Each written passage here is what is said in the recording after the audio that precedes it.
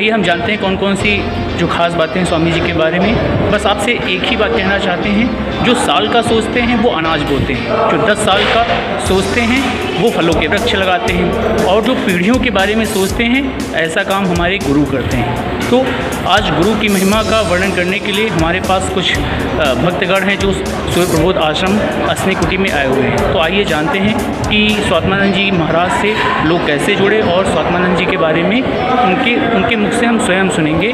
आइए एक एक लोगों से। सुनील सिंह कहते हैं, मैं लालगंज रायबरेली से हूँ और बक्सी मेमोरियल पब्लिक स्कूल का प्रबंधक हूँ। तो यहाँ असनी आश्रम जो है ये ऐसा तीर्थ है जैसा तीर्थ उत्तर भारत में कहीं नहीं है। यहाँ पे महान संत अनंग बोध आश्रम स्वामी बड़े बाबा शंकराश्रम स्वामी परशुराम स्वामी, जिन्हें हम अव्यक्त बोध आश्रम के नाम से जानते हैं। और अब इस समय मौजूदा समय में हमारे पूज्य स्वामी स्वात्मानंद जी महाराज यहाँ पर हैं, जिन्होंने जैसा जिस तरह के संत हम उनके शिष्य भी हैं, और स्वात्मानंद जी की जैसे विद्वता आजकल उत्तर भारत में किसी भी संत में जल्दी देखने को नहीं मिलती है।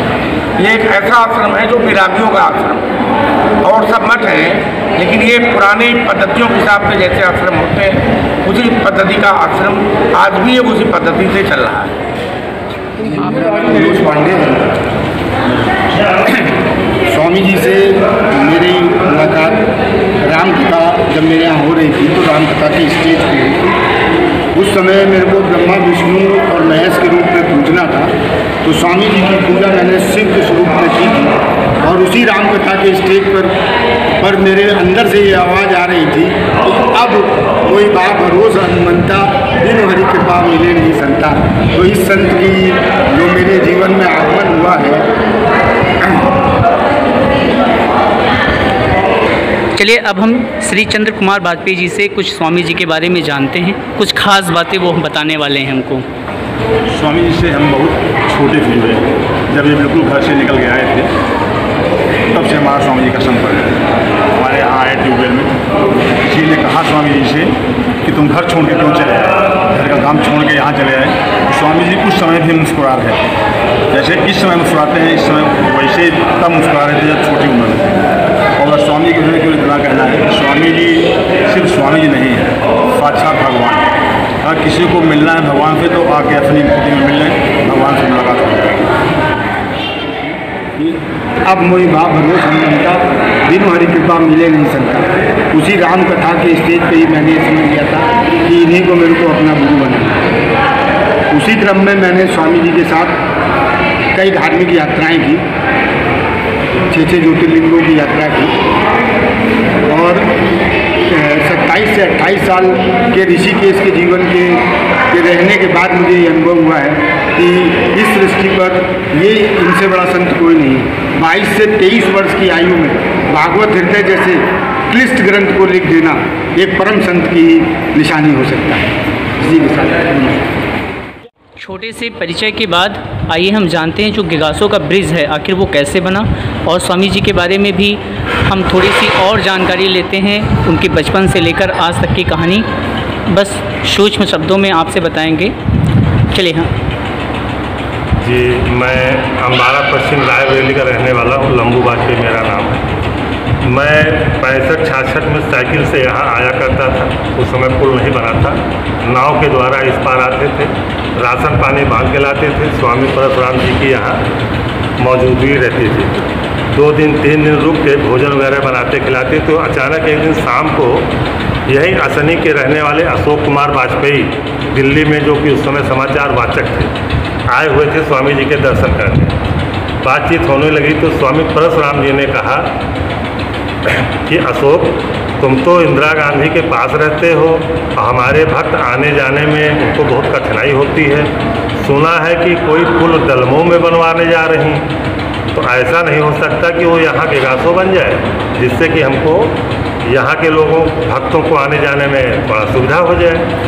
अशोक वाजपेयी ने कहा, स्वामी जी हम पूरा प्रयास करेंगे और देखो जाएंगे तो आपकी बात हम श्रीमती गांधी के सामने रखेंगे और उम्मीद है कि वो कैंसिल होकर फिर गेगासों में ही पुल बनेगा। और संयोग देखिए कि उसके बाद धीरे धीरे फाइल जो है ट्रांसफ़र हो गई डलमऊ के बजाय फिर गेगासों में ही पुल बना, जिसका कि आज हम लोग उपयोग कर रहे हैं। ये तो रही पुल की बात। थोड़ा सा स्वामी जी के बारे में भी आप थोड़ा सा प्रकाश डालें, स्वामी जी के जीवन पर थोड़ा सा बताएं कि स्वामी परशुराम जी के सानिध्य में ज़्यादा समय थे उस समय। उसके बाद फिर सर्विस चले गए। स्वामी परशुराम जी अक्सर आते जाते थे रायबरेली और अम्बाड़ा पश्चिम बेहटा उधर घूमा करते थे। तो उनकी सेवा में हम कई बार हमारा सौभाग्य प्राप्त हुआ कि मैंने उनको दीक्षा अपने घर पे भी कराई है। एक बार हमारे चाचा के यहाँ लड़के जनेऊ था उसमें भी आए थे, तो उन्होंने उस समय जनेऊ में हमारे चाचा के लड़के को कान में गायत्री मंत्र का जाप दिया था। और उसके बाद फिर स्वामी ये स्वात्मानंद जी से संबंध हो गया और इनके विषय में तो कहने की जरूरत नहीं है, तो विख्यात हैं स्वामी जी। एक शंकर का अवतार है समझिए। हम लोग रास्ते में चलते हैं, अगर कोई आपस में बांटता है चर्चा करते हुए चले आ रहे हैं और यहाँ आके जब उनके सामने बैठते हैं तो उसी विषय पे वो चर्चा छेड़ देते हैं। अंतर्यामी पता नहीं कैसे जान जाते कि इस विषय में बात हो रही है, इस विषय में बात नहीं हो रही, तुरंत उसी विषय में चर्चा करने लगते हैं। हम लोग ताजुब कर लेते हैं कि ये महान संत। इनके विषय में तो ज़्यादा बखान करने की जरूरत ही। बोलिए।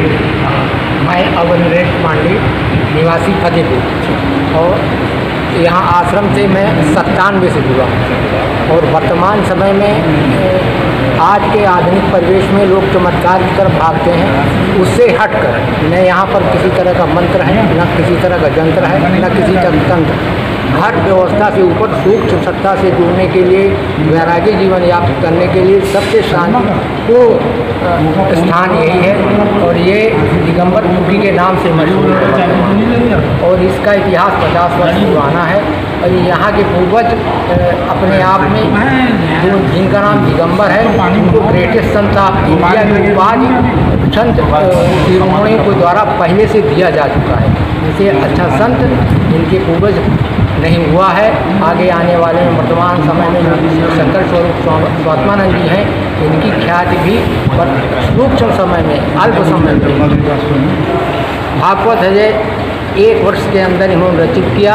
अमरकंटक के पास नर्मदा नदी के तट पर वहाँ का पूर्णता करने के बाद इसका पब्लिकेशन उरई से हुआ। उरई के बाद दूसरा पब्लिकेशन लखनऊ से हुआ है। आज अर्थ सहित हर जगह सुविधा और धर्मार्थियों के लिए भागवत है उपलब्ध है। दोस्तों, आज हम आपको श्री सूर्य प्रबोध आश्रम श्री स्वात्मानंद जी महाराज जी की माता के भी दर्शन करवाने वाले हैं।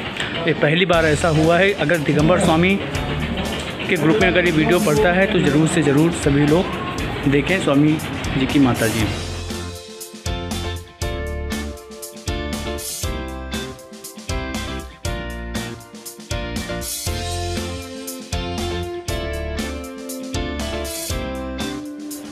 अगर आपने हमारा पहले का सुपर ब्लॉग चैनल देखा होगा तो उसमें हमने जितने भी यहाँ पर जो स्मारक स्थल बने हुए हैं उनके बारे में भी हमने आपको बताया था। लेकिन आज एक बार आप फिर देख लीजिए जितने भी स्मारक स्थल यहाँ पर बने हैं। पूजा घर में भंडारे का कार्यक्रम जो चल रहा था उसको आपने सभी लोगों ने देखा। और यहाँ पर जो जितने भी स्मारक स्थल हैं, जितने भी संत शिरोमणि हुए हैं, आप उनके भी स्मारक स्थल पीछे देख सकते हैं। यहाँ पर आज भंडारे का भी कार्यक्रम था इस सूर्य प्रबोध आश्रम असनी में। और जितने भी हमारे साथी हैं, अगर आपको वास्तव में शांति अगर चाहिए आपको तो ज़रूर से ज़रूर सूर्य प्रबोध आश्रम ज़रूर से ज़रूर आएँ।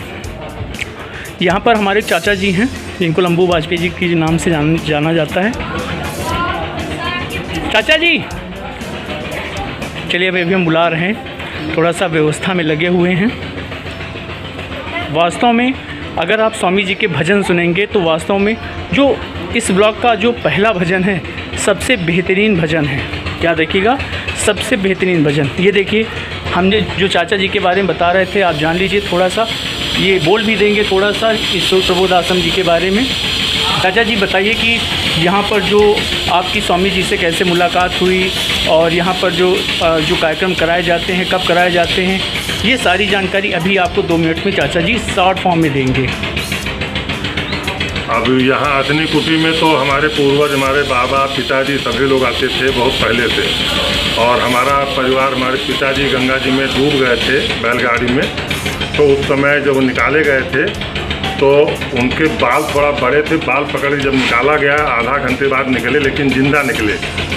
तो लोगों ने पूछा कि तुम पानी में डूब गए थे, तुमको क्या महसूस हो रहा था? तो उन्होंने कहा जहाँ बाबा के यहाँ दर्शन करने गए थे कुटिया में, उन्हीं की गोद में हम बैठे थे। और तब से फिर हमारे बाबा ने ये कहा कि आप लोग बराबर कुटिया जाते रहिए, कोई स्वामी जी वहाँ रहें या न रहें, लेकिन ये पुरानी जो स्वामी जी हैं इनकी आत्मा वहाँ हरदम रहेगी। इसलिए हम लोग हरदम आते जाते रहते हैं और पूरा लाभ हम लोगों को मिल रहा है। वास्तव में अगर आप स्वामी जी के भजन भी सुनेंगे तो बेहतरीन तरीके से आपको अनुपम, अद्भुत, अद्वितीय आवाज़ के साथ, और जिसकी तुलना नहीं की जा सकती, और आपको भी महसूस हुआ होगा जो भजन आपने सुना है, और बड़ी शांति आपको मिलेगी। यहाँ पर स्वामी जी का मंदिर भी बन रहा है, एक बड़ा सा मंदिर का निर्माण किया जा रहा है पीछे, अभी आप देख चुके हैं पुराने वीडियो में। इस वीडियो को भी ढेर सारा प्यार दें और यहाँ पर ज़रूर से ज़रूर आएँ, और क्योंकि संत शिरोमणि हैं, दर्शन ज़रूर करें, यहाँ पर आपको शांति मिलेगी। बहुत बहुत धन्यवाद।